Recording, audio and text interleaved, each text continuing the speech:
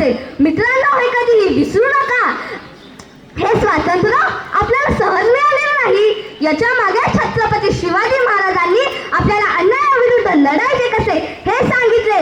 सुभाषचंद्र बोसांनी तुम मुझे खून दो मैं तुम्हें आजादी दूंगी ही घोषणा प्रत्येक तरुणाच्या रक्तामध्ये प्रेरणादायी ठरली. लोकमान्य टिळकांनी स्वराज्य हा माझा जन्मसिद्ध हक्क आहे आणि तो मी मिळवणारच ही सिंहासारखी गर्जना करून संपूर्ण समाजाला एकत्रित आणले. डॉक्टर बाबासाहेब आंबेडकरांनी आपल्याला एक असे मजबूत संविधान दिले की ज्याने समाजातल्या प्रत्येक व्यक्तीला समान हक्क मिळेल. भगतसिंग, राजगुरू आणि सुखदेव यांची 62 न्यायालय होती.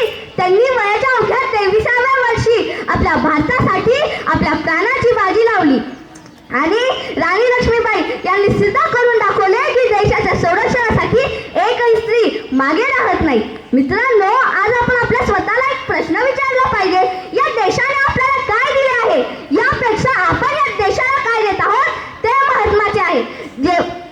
देशभक्ती म्हणजे केवळ सीमेवर पहारा करणेच नाही, तर देशभक्ती म्हणजे आपल्या जगाला नवीन तंत्रज्ञान, नवीन शोध देणे आणि तंत्रज्ञान देऊन आपल्या देशाला आत्मनिर्भर बनवणे ही सुद्धा एक देशभक्तीच आहे. गोरगरीब, भ्रष्टाचार, अन्यायाविरुद्ध लढून आपल्या समाजाला समृद्ध बनवणे ही सुद्धा एक देशभक्तीच आहे. आणि आपला परिसर स्वच्छ ठेवणे, पाण्याचा योग्य उपयोग करणे आणि स्त्रियांचा आदर करणे ही सुद्धा एक देशभक्तीच आहे. मित्रांनो, जेव्हा सैनिक सीमेवर 40 अंश तापमानात सुद्धा सीमेवर पहारा देतो, एखादा शेतकरी आपल्या रक्ताचे पाणी करून जेव्हा पीक पिकवतो आणि एखादा तरुण व्यक्ती जेव्हा प्रामाणिकपणे काम करतो, तेव्हाच आपला भारत देश उभा राहतो.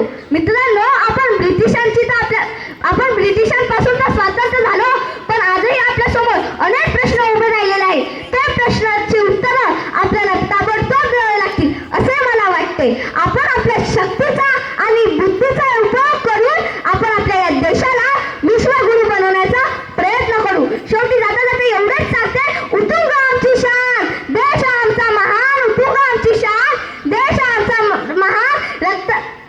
रक्त सांडविले त्यांनी देशासाठी. करूया त्यांना कोटी कोटी प्रणाम, करूया त्यांना कोटी कोटी प्रणाम. भारत माता की वंदे. धन्यवाद.